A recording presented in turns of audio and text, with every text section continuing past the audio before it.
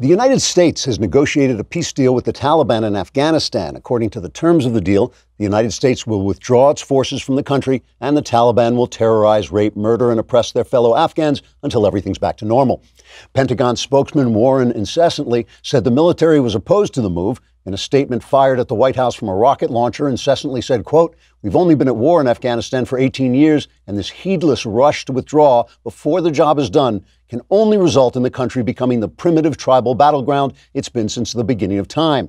If we only had just another 50 or 60 or 120 years to fight, I believe we could transform Afghanistan into a civilized nation and then leave so it could become the primitive tribal battleground it's been since the beginning of time," unquote. The New York Times, a former newspaper, also objected to the peace plan in an op-ed saying, quote, "When President Bush sent troops into Afghanistan, we warned it would be a quagmire. When President Obama sent troops into Afghanistan, we praised his brilliant military strategy. If President Trump ends the war, we'll be forced to find a way to argue that we should have remained there forever, and people will begin to suspect we're just lying about stuff to support Democrats. And we wouldn't want that," unquote. The leader of the Taliban, Mohammed, supported the plan in a statement released to a cave full of skeletons and severed heads, saying, quote, "The presence of the Americans in our country has given purpose and logic to our warfare, and we prefer to return to mindlessly slaughtering everyone in sight in the name of the Quran because we're psychopathic animals," unquote. President Trump applauded the peace deal. He said it was difficult to negotiate with a bunch of homicidal, cave-dwelling troglodytes, so it was a relief to stop talking to the Democrats and chat with the Taliban instead. Trigger warning, I'm Andrew Klavan, and this is The Andrew Klavan Show. I feel hunky-dunky, life is tickety-boo. Birds are winging, also singing hunky-dunky-doo. Ship-shaped, ipsy-topsy, the world is zippity-zing. It's a wonderful day, hurrah, hooray! It makes me want to sing. Oh, hurrah, hooray! Oh, hooray, hurrah! Here's a handy tip for freedom fighters. The majority doesn't win. The culture wins. Look at this. Here's a picture of the presidential election map for 1972, the election between incumbent President Richard Nixon and George McGovern. Nixon won in a tremendous landslide. He took every state except Massachusetts, and McGovern also won the District of Columbia. Nixon also took more than 60% of the popular votes, nearly 61%, a whopping 18 million more votes than the challenger. Now here's a picture of some hippies the same year. There weren't really very many of these guys. Their program of sex, drugs, and rock and roll, dropping out and getting high, and some garbage about the age of Aquarius was a childish and irresponsible nonsense, almost a perfect prescription for a useless and unhappy individual life and for forcing a heretofore vibrant country into decline. As I say, there weren't a lot of them, but ask yourself this. Who won over time? The majority that elected Nixon or the tiny minority that believed in promiscuous sex, legalized marijuana, socialism, foul language, and disrespect for our traditions and founding principles? Even we, the conservatives I'm talking to and the conservative who's talking, are in some ways more children of the hippies than of the people who voted for Richard Nixon. Polls mean nothing. Majorities mean nothing. Facts and logic, morality mean very little. Culture means everything. Culture is that mysterious intellectual atmosphere we don't even know we're breathing. Today, the philosophical descendants of the 60s radicals are selling a psychopathic culture of death and pseudo-virtuous dishonesty. And if you think the polls and the majority and the facts are on our side, just remember, majorities don't win.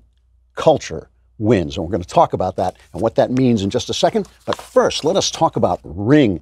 This is really important stuff. This is a great system for protecting your home and making neighborhoods safer. That's Ring's mission, is to make neighborhoods safer. I'm sure you know about their smart video doorbells and cameras that protect millions of people everywhere. They also have those systems that turn on spotlights when people come onto your property. You can look at this on your phone. It really works great. You can look at it on your phone anywhere you are and stay connected to your house. If there's a package delivery or a surprise visitor, you'll get an alert and be able to see, hear, and speak to them from your phone, no matter where you are. That's thanks to the HD video and two-way audio feature on Ring devices. The thing, it just makes you feel a lot safer, believe me. And as a listener, you have a special offer on a Ring starter kit available right now. With a video doorbell and motion-activated floodlight cam, the starter kit has everything you need to start building a ring of security around your home. Just go to ring.com/Klavan. That's ring.com/Klavan. Anyone comes to your house, you'll be able to challenge them and say, halt,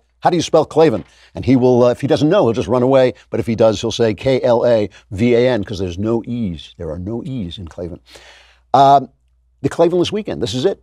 So please go on to Amazon. Use your Klavanless Weekend. Don't just sit there and, let the chaos surround you. Use your Klavanless Weekend to go on Amazon and pre-order the novel Another Kingdom. You will like it, I promise you, and you will get all kinds of goodies. I'll tell you how to use your receipt to get goodies later on, but you don't need the goodies. The book itself is really worth reading. If you listen to the original podcast, it's worth rereading. There's some changes, but that's not what I'm selling. It's just you'll get a better experience, I think, reading the book directly. What do I mean when I talk about the culture? The culture, it's, when we ever talk about the culture, we devolve into talking about movies and TV, and that's part of it. It definitely is. All the arts contribute to the culture, but it's more than that. It's the Overton window, which is what what is acceptable to discuss and debate. That moves around, right? People can move the Overton window in a lot of different ways. It's also the way we behave. I mean, do you go to church? Do you smoke dope? Do you sleep around? All of those things. And, do you speak up fearlessly for the things you believe and promote the things that you believe as a way to the good life? Not by getting in people's faces and screaming at them, but just saying, this is a way to the good life. Let's look at this week. I mean, the way that the Overton window has changed in terms of abortion and what you're allowed to say. I don't want to beat a dead child, as it were. But yesterday we're talking about the abortion bill that lost. It lost in the Virginia House of Delegates. But this was a bill, an infanticidal bill, a psychopathic infanticidal bill. That's what it was. And we showed that delegate, Kathy Tran, I believe her name was, she was being questioned about it and how late you could do it. And basically you could abort a child on the grounds of mental health, right? What does that mean? That kind of depresses me to have a baby, like you could abort it in the moments of birth. The governor then went on radio to explain himself, because he's a Democrat governor, Ralph Northam, and he was asked about that, and he just dug the hole even deeper, essentially supporting infanticide. Here he is. We talk about third trimester abortions. These are done with the consent of, obviously, the mother, with the consent of the physicians, more than one physician, by the way. And it's done in cases where there may be severe deformities, there may be a fetus that's non-viable. So in this particular example, if a mother is in labor, I can tell you exactly what would happen. The infant would be delivered. The infant would be kept comfortable. The infant would be resuscitated if that's what the mother and the family desired. And then a discussion would ensue between the physicians and the mother. So I think this was really blown out of proportion. But again, we want the government not to be involved in these types of decisions. We want the decision to be made by the mothers and their providers. And this is why, Julie, that legislators, most of whom are men, by the way, shouldn't be telling a woman what she should and shouldn't be doing with her body. So that you heard the whole left-wing array of arsenal right there. It's consent, right? So, you want to kill your 4-year-old child. This is not something the government should get into. If you want to kill your 4 or 5-year-old child, he's being a pain in the neck. Maybe he's got ADHD. Do you want that poor child to live with ADHD for the rest of his life? No, of course not. It should just be, the government should not get involved. If you have consent, you should be able to strangle that kid and dump his body in the trash. I mean, that's just the way, basically, that's the argument he's making. He's just making about someone a little bit younger than that. So it seems, I don't know why it seems to him. By the way, this guy's a pediatrician, and he got very upset when people attacked him. It's disgusting. I've worked for children all my life. He is putting forward a psychopathic idea. That is the idea. He's not a psychopath. It's the idea that is a psychopathic idea. And what was the other thing? Oh, you're a man. You're a man, so you can't talk about this. You can't talk. And what if he had deformities? And the one part of the arsenal, the one part of the left-wing arsenal I left out is silence. The power of silence is the power of lies. If you wonder why I'm for free speech, even for people I dislike or even hate and disagree with strongly, it's because the power of silence is the power of lies. Lies live in silence. All 3 networks did not cover what you just saw. All 3 of them. They dumped it out, according to Newsbusters. All 3 of them did not cover it. Of course, CNN and MSNBC buried it, but we expect that from them. Fox did Brett Baer on Fox did a whole segment on it with his panel and covered it in the news. But they were on the panel, I think it was Mark Thiessen, really smart guy, very bright and very passionate about this, but he's citing the fact that this is unpopular. He was citing a Marist Knights of Columbus poll, which showed that only 15% of America support abortions at any time during pregnancy. 74% of respondents wanted some kind of restriction on abortion, such as first trimester, rape, incest, and so on. Very few people support third trimester, and probably if you were talking about what he was talking about, that was infanticide. He said the baby could be born, and if they decided...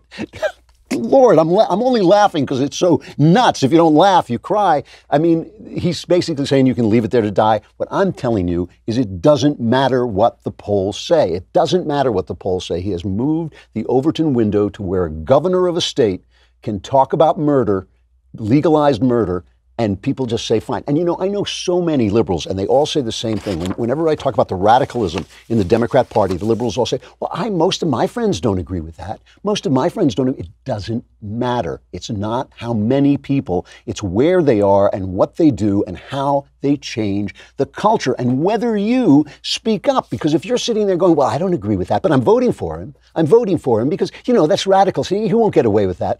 Then you just made that acceptable. If you vote for a guy like that, in fact, if you vote for his party, as far as I'm concerned, you have made that statement acceptable. It is all right if all the doctors agree and the mother agrees and men don't get a say, because what have they got to do with humanity? It's all right to leave that baby to die. If you vote for that, that's acceptable talk to you, if you're not outraged, you're part of the movement of the culture in that direction. It does not matter whether you agree or disagree. It doesn't matter what the polls say. It matters that you allow that atmosphere, like poison, like miasma, to seep into the culture and people breathe it in. And the next generation of people sitting here will go, the majority didn't want to be killing children, but somehow here we are all killing children. I killed mine, but it's different. I disagreed with it. I thought it was wrong. It's just in the same way I don't wear a tie. In the old days, of course, I would have been wearing a tie, but the 60s culture won. It's even I use a lot more foul language than I think is right. Because the 60s culture won. The culture is dominant. It dominates everything. Let me pause here for just a second and talk about Calming Comfort, this blanket that I've been using ever since. They sent me one, but I've been using this thing ever since. I don't sleep. It does help me sleep better. It helps me sleep sounder. It's a weighted blanket that is meant to imitate the feeling of being hugged, being embraced. It just is incredibly comfortable on you. It really is.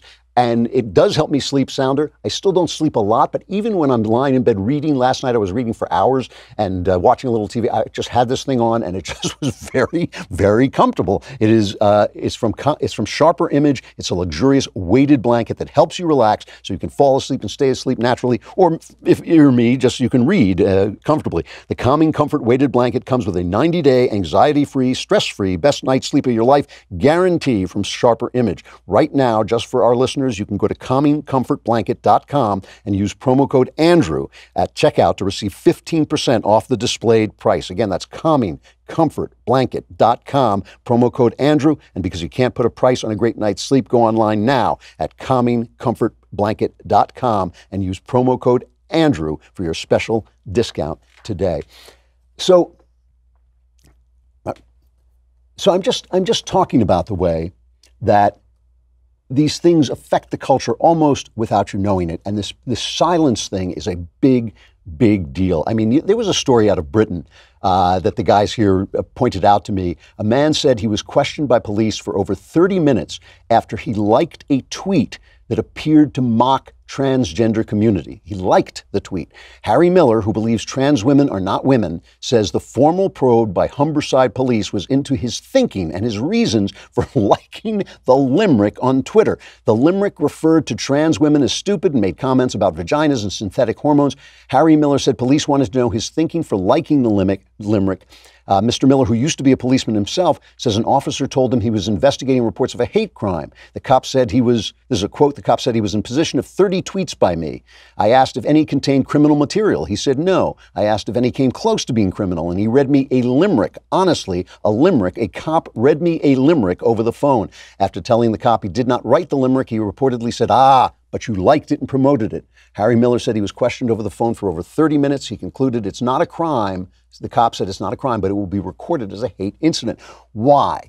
Because transgender women aren't women. That's why. And the only way you can maintain that fallacy is if you silence people who disagree. I'm not in favor of hating people for their picadillos. I'm not in favor of hating people for their problems. But why do you have to have the silence? It's because it's not true. The power of silence is the power of lies. And that is has a big effect on the culture. What you don't say. This is why this guy Howard Schultz, the Starbucks guy who's been talking about running as an independent, not running in the third party. This is why he's driving the Democrats crazy. I mean, they're afraid he'll split the vote and let Trump win again. But there's every reason to believe he might split the vote and let the Democrats win. I mean, anything could happen, really. I mean, everything is so up in the air. Here is his announcement. I mean, look how quickly people reacted to this. Here's his announcement that he made. I think it was in a bookstore. This is that really short clip. I am seriously considering running for president as a centrist independent. And I wanted to clarify the word independent, which I view merely as a designation on the ballot.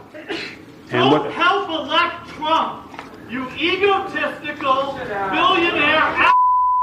I mean, that's the level of rage you're getting against. See, the thing is, the Democrats think that Trump is a crisis, right? And you know how the Democrats think never let a crisis go to waste, because when people panic, you can push anti-freedom moves on them like Obama did, basically, because of the panic over the financial crisis. And Rahm Emanuel said, we don't want a crisis to go to waste. And that's how they crammed that stupid, lousy health care bill down people's throats in a completely non-bipartisan vote.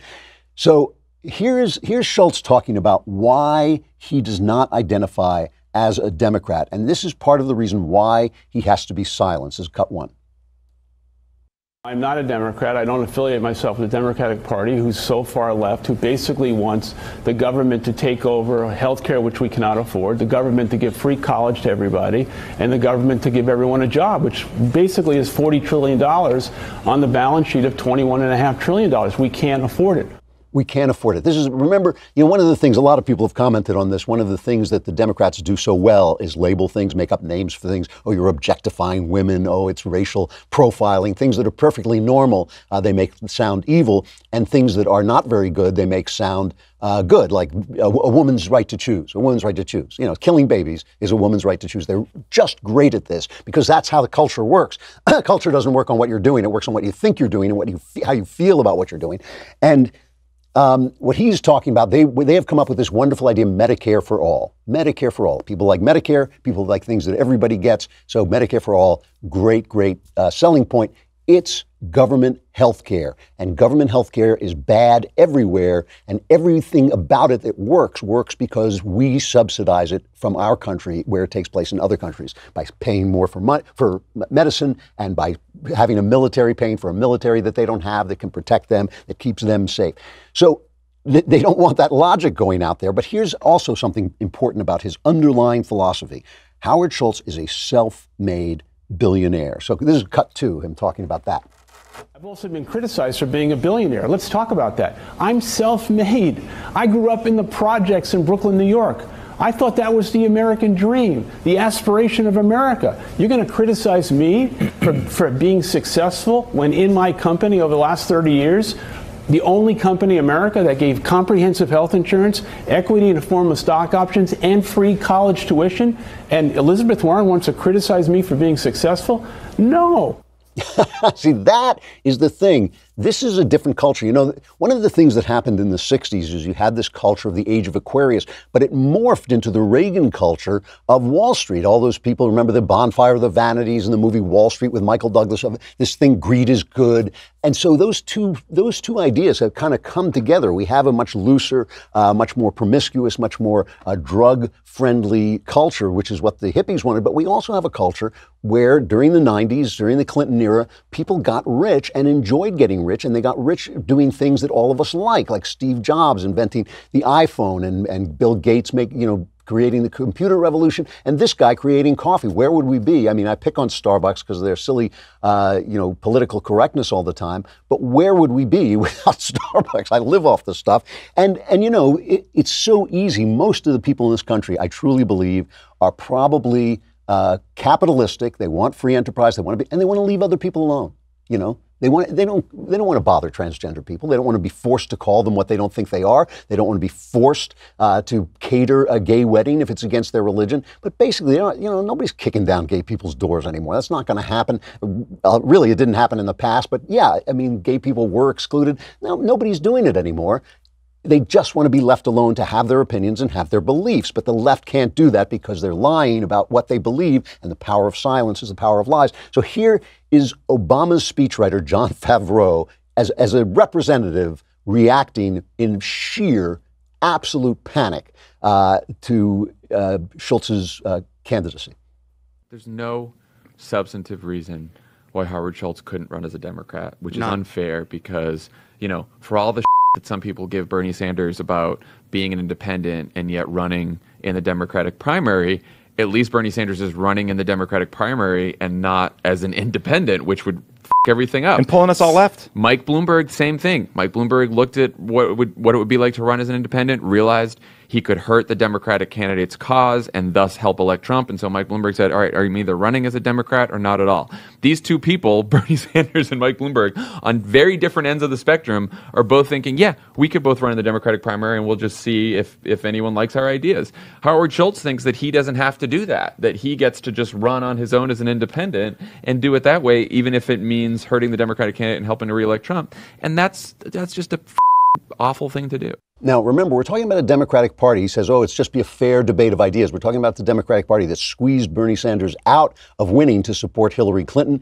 And we're talking about a Democratic Party where all the vitality, all the power, all the culture of the Democratic Party is with Alexandria Ocasio-Cortez. Now, listen, the overreaction to Howard Schultz is helping Howard Schultz. It's brought him into the forefront, just like our overreaction to Alexandria Ocasio-Cortez has brought her to the forefront. But it's important. It is important to call these people out because they represent the culture. So I want to just play you why Howard Schultz could not run as a Democrat or shouldn't run as a Democrat. Here is AOC talking about identity politics and privilege. Just remember Howard Schultz saying, I'm a billionaire. That's a good thing. That's part of the American dream. Here's AOC. This is the first cut 3. The idea that you can be poor and benefit from the color of your skin does not compute for a lot of people. And going through that realization is very painful, or even just economically for people that were born with silver spoons. It's very painful to admit that you had advantages, and it's just look what happened to Brett Kavanaugh when he was confronted. Oh my God! No, it literally is an identity meltdown. That is an amazing statement, a double amazing statement. She's saying, even if you're poor and you made it, you're a self-made man, and you are white, it doesn't matter because you had privilege. And then the guy references Brett Kavanaugh, who got angry when he was falsely accused of raping somebody. Got angry. I mean, would you not get angry? Who would not get angry at that? But that was an identity breakdown. The idea that the idea that you're not allowed to accuse a white man of a crime that he didn't commit. Where does he get that privilege? What the hell is going on here? But listen to her definition of privilege, and this is why the Democrat Party is going insane. I mean, because as I say, you follow a bad idea, you follow it right down the road into complete insanity. Listen to her definition of privilege expand and expand and expand. It's because if you haven't had a transition in your life where, you were maybe born poor or born without, certain privileges, and then especially as you transition into having certain privileges in your life, you actually see and feel and sense and taste and smell all of the differences. If you've never experienced different treatment in your life, you wouldn't know what different treatment feels like or looks like. And it's really, really hard. I mean, it's like, and we can almost every single person in this country can acknowledge some privilege of some type. Right. I'm a cisgendered woman. I will never know the trauma of feeling like I'm not born in the right body. Mm-hmm. And that is a privilege that I have, no matter how poor my family was when I was born. But it's really hard for some people to admit that they, it's part of this weird American dream mythology that we have, that in a lot of circumstances isn't as true or isn't as clearly communicated as we'd like for it to be, or we wish it was. One of the things I have to say about her that really does bother me is the culture of ignorance and stupidity. I don't know if she's stupid, but she's certainly an ignorant woman. She's a woman who knows absolutely nothing and yet talks insistently. And I think that is, I've seen this in her generation of people sort of saying, well, this is the way I feel. This is what this is my point of view. This is my lived experience. Instead of these are the facts, these are the ideas, here's my logic, let me lay out my argument. That really bothers me. But listen to what she said. She said basically just the fact that she was a straight woman, a cisgender woman, as she put it, was a privilege. So that's basically, telling, and then she said everyone in America has some sort of privilege, in which case, by the way, no one has a privilege. I mean, if everyone has privilege, what difference does it make? What are we going to do? Measure our privilege? Who's going to make that measurement?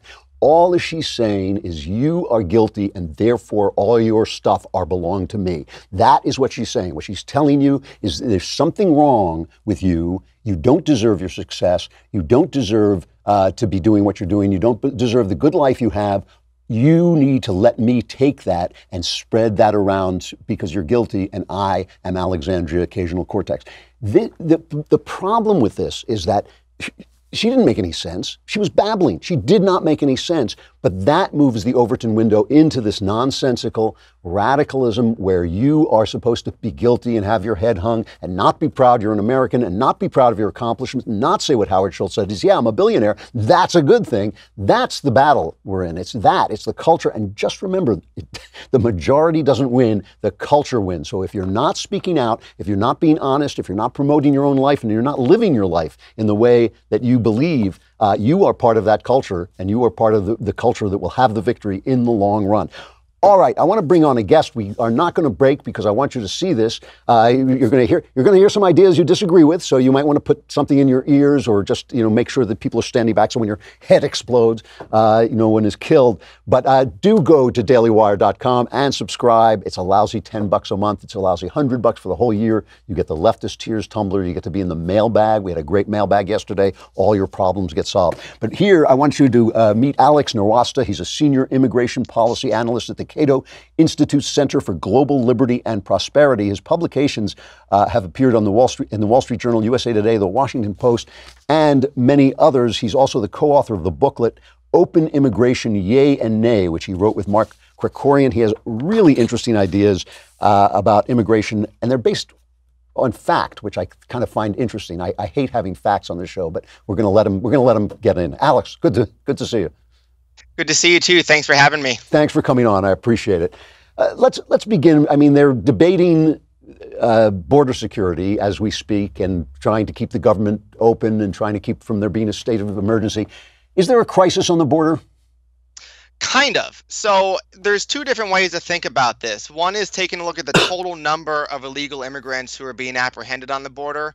And the second is taking a look at who they are. So if you take a look at just the total number, we're basically down to the same numbers that there were in the early 1970s. Somewhere around 400,000 to 500,000. Not nearly that many. When I was in high school in 2000, there were about 1.6 million. So we're way down compared to that. However, the type of person who is coming has changed dramatically. Whereas when in the year 2000 and previous years in the 70s, it was mostly single individuals, mostly single men who are coming to work. Now it's overwhelmingly family units, parents with their children, women with children. And that is an entirely different scenario. They're coming here to ask for asylum. The vast majority of them are at least asking for it, which means that instead of trying to avoid Border Patrol agents, which has been like the history of immigration on the border and illegal immigration forever, they're coming in and then turning themselves into Border Patrol agents asking for asylum. That's a very different scenario, a very different situation than what we have seen in the past. So is it a crisis? It is if you take a look just at the family units and children, but in terms of total numbers, we're doing pretty well. So is Trump right when he say his new thing sounds like Johnny Cochran, build the wall and crime will fall? Is that accurate? Does that have any relationship to the facts at all? I don't think it does have any relationship. First off, just because the nature of this flow of illegal immigrants into the U.S. has changed, in fact, that they're asking for asylum, a wall wouldn't stop them from being able to ask for asylum. It's their right under U.S. law. U.S. law grants them that power. So a wall is not going to really stop them from doing so. Secondly, there is no evidence that illegal immigrants increase crime in the United States, and plenty of counter evidence that shows that illegal immigrants are less likely to commit crimes in the United States, less likely to be convicted of those crimes, less likely to be incarcerated, and that crime along the border, especially homicide rates, are below the national average in those 23 U.S. counties along the border than they are in the interior of the United States. There's a vast amount of research. I spend like all my time reading this research from peer-reviewed academic studies going back, some of them over a century, to look at the evidence. And overall, immigrants are less likely than natives to be incarcerated or commit crimes, and that still holds for illegal immigrants. Now, I've heard that some of these studies that it's very hard to get the information on who's illegal and who's legal when it comes to crime because the agencies don't release that. Is that true? So that is true in 49 out of 50 states. There is, however, one state which counts the convictions of people by crime and their immigration status, and it keeps that data by year. That is the state of Texas. The state of Texas has the second highest illegal immigrant population of any state, right behind California. It's a border state with Mexico. It's a Republican-governed state. It has a tradition of the rule of law and of enforcing criminal laws, so they're not, hiding these numbers. And what we found there is in the year 2015, the criminal conviction rate for illegal immigrants was 1/2 that of native-born Americans, and the homicide conviction rate was 16% below that of native-born Americans. So it's true, in any large population, you're going to have people who are criminals. But when we take a look at it overall, they are less likely in the state of Texas, where we have this data, to commit crime, to be convicted of crimes overall, and to commit homicides. So what about people who say, just by coming into the country illegally, they become criminals? It really does bother me. The only thing really about this issue that bothers me is the disregard for the rule of law, that we have legislators who are basically, I was stunned when Chuck Schumer waved a pen around and said, Donald Trump could solve this problem with his pen. I thought, you're a senator, you're supposed to be making laws. It cannot be good for a country to have laws like prohibition or border laws that people just don't obey and don't get punished for disobeying, can it? Isn't that a problem in and of itself? Of course, yeah, it's a huge problem in and of itself. Mass illegality, whether it's in immigration or, gun laws or drug laws or anything else, is always a problem. But I think if you want people to respect the law, then the law needs to be respectable. It needs to be enforceable. It needs to comport with our values as both human beings and as Americans, and it needs to be enforceable. Like when I take a look at really bad laws in America's past, you mentioned, for instance, prohibition. I don't blame the huge black markets that arose in the 1920s due to prohibition on a lack of the government for trying to solve it. No, the problem was the law was bad. And they learned and they fixed the law and they changed it. And I think we need to do the same thing when it comes to immigration. It's very difficult to come to this country lawfully, especially if you're a low-skilled worker who doesn't have any American family here. That's the reason why the vast majority of illegal immigrants come. I think if we fix that law, we can take this pressure off of the border, take the pressure off Border Patrol agents, channel most of those folks into the legal system. We know who they are. We can check them out. We can exclude criminals. And that will restore, I think, trust in the law, trust that the system works, and really clean up this entire mess. Isn't there, when you say that, though, it strikes me that there's an overarching debate to that we just aren't having, which is whether immigration is our responsibility. Is it our responsibility to open up our borders to people who want to come in? Or is it their responsibility to be the kind of quality people that we want to allow in? In other words, is it a privilege for them, or is it a moral responsibility for us? Where do you stand on that? Well, I think it's both. And I think there's a third group that you missed in there, and that is the desire and demand for American citizens to deal with, the contract, to hire, to sell to people who want to come here legally and work but aren't allowed to. So there's also this other third group, the forgotten man in this. I mean, I think that obviously the United States government has the power and should have the power to write immigration laws and to determine who can come into this country. And immigrants should have to enforce those rules, but we need better rules. We need better laws, and we're not going to get that situation by trying to enforce the bad laws that we did. I mean, like I take a look at the immigration system in this country, and it reminds me of something designed by a person in the Soviet Union, by an apparatchik who wants to centrally plan, the demographics and population of this country. Now, those apparatchiks probably sat back and were like, "Hey, why isn't everybody conforming to our 5-year plan? It's their responsibility to do it."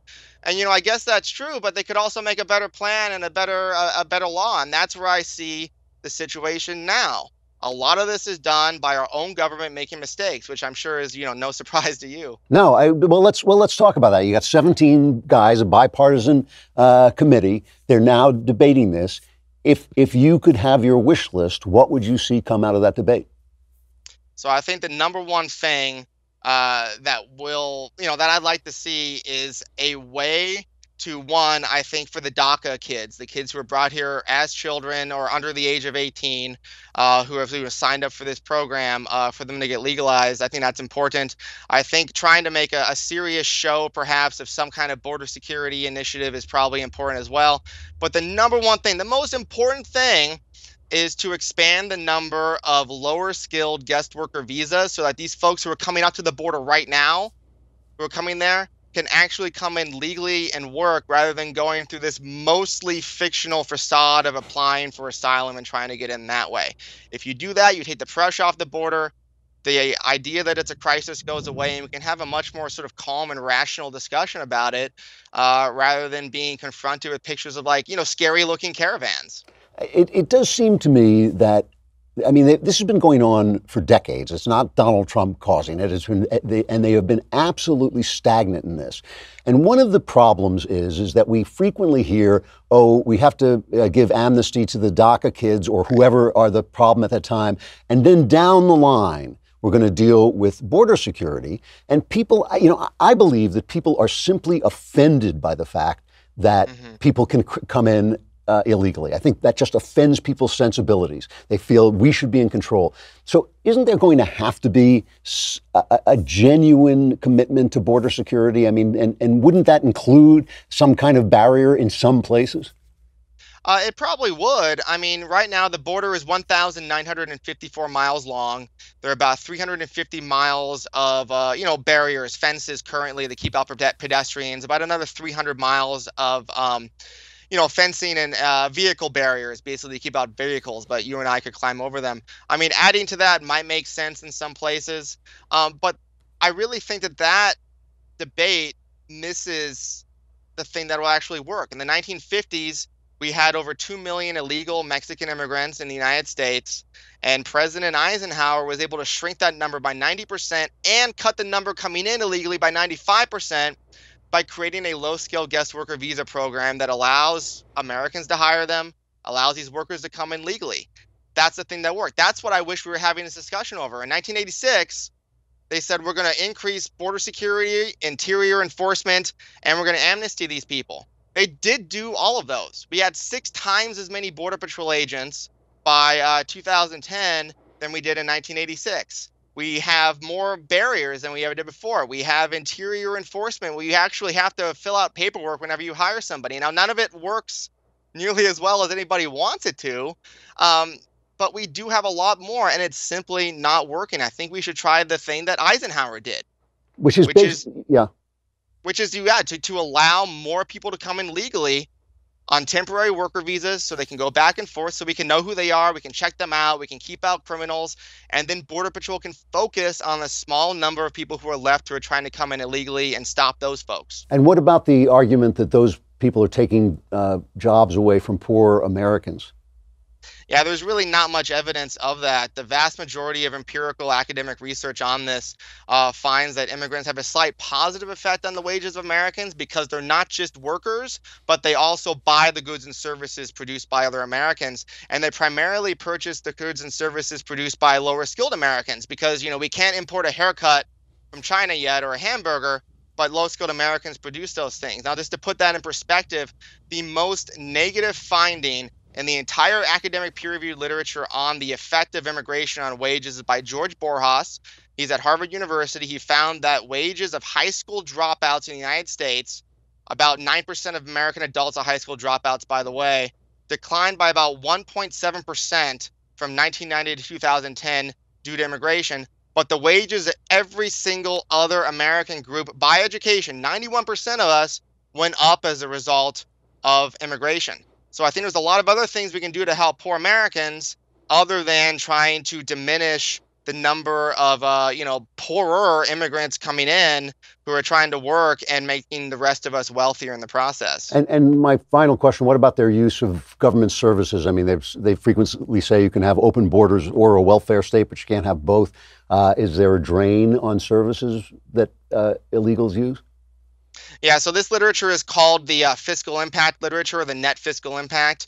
And generally the findings are in the peer-reviewed literature is that immigrants about pay their own way in this, or they produce a very small surplus. Part of the big reason is when they come in. So for instance, I was born in California. I went to public school in California. I cost $10,000 to $30,000 per year of public school that I used before I could pay any taxes as an adult working. But if you come in here at the age of 19 and you're from Mexico, and even if you're a high school dropout, you don't get to consume that high school benefit. So you start paying taxes and working immediately. Furthermore, there are lots of restrictions on the ability to use these benefits that should be, these restrictions should be higher. It should be more difficult to get. I've helped Representative Grothman, who's a Republican from Wisconsin, do that by helping him write a few bills on this. But the evidence from the peer-reviewed academic literature is that immigrants are either break even, they pay their own way, or they produce a very small net benefit. Alex Nowrasteh of the Cato Institute. I'm going to have Ann Coulter come on later to curse the day you were born. It's really interesting conversation, really interesting arguments. I appreciate your coming on. Thanks a lot. You're welcome. My pleasure. Thanks for having me. Thanks. Let me end talking about culture with, I'm going to have to digest some of that and get back to you about how I feel about it, but really interesting, and obviously reading up on the information knows what he's talking about. Last night I watched a little bit of The Marvelous Mrs. Maisel, and I want to say something very specific about it. It is about a woman in 1958. She's a housewife. Her husband leaves her. Her husband kind of wants to be a comedian, and she becomes the comedian. Here's just a little bit of the trailer. Who gives a toast at her own wedding? I do. I love this man. And yes, there is shrimp in the egg rolls. Rabbi, she's kidding. We could be downtown people, close to the clubs. I thought you wanted to be a cool chick. I could be a cool chick with a doorman and a Kelvinator Foodorama refrigerator, can't I? Yes, you can.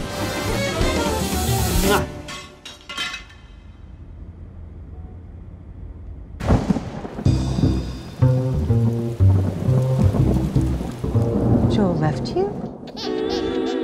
Why? What did you do? Did you ever think you were supposed to be something, and you suddenly realize you're not? Yes. Married. I was a great wife.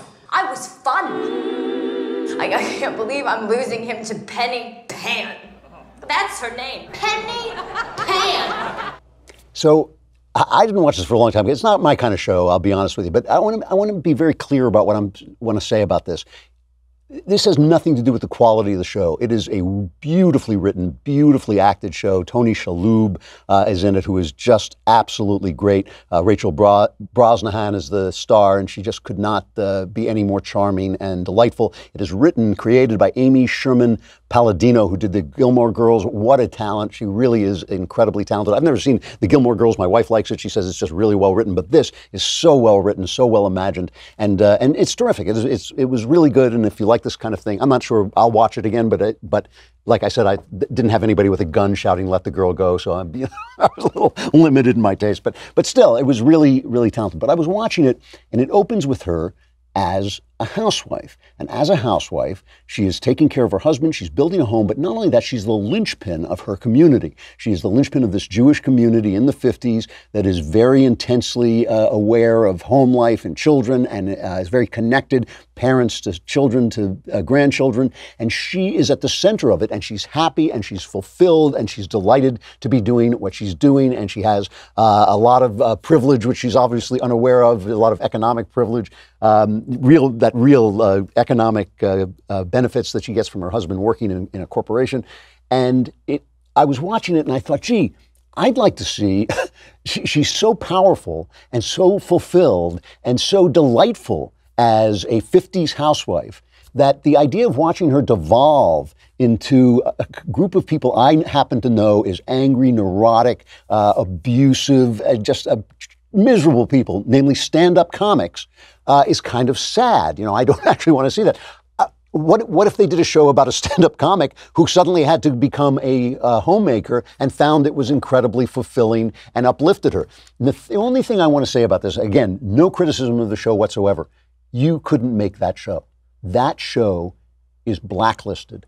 That show, the show of a corporate woman, a corporate CEO who becomes a housewife and finds, oh, you know what, this is more important. I'm more powerful now. I'm actually more fulfilled now. That show can't be made. And all I'm saying is the power of silence is the power of lies, and that is the power that the left uses to affect the culture. It's all the people they will not let speak, that they push off Twitter, that they push off Facebook, that they move down the algorithm on Google.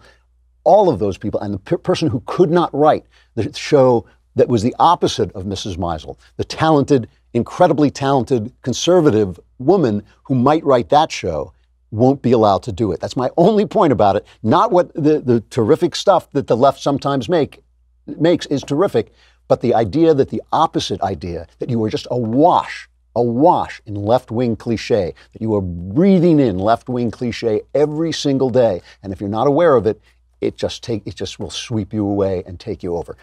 That's it. The Klavanless weekend begins. There's nothing now but darkness and chaos. Sorry, but survivors will gather here on Monday. I'm Andrew Klavan. This is The Andrew Klavan Show.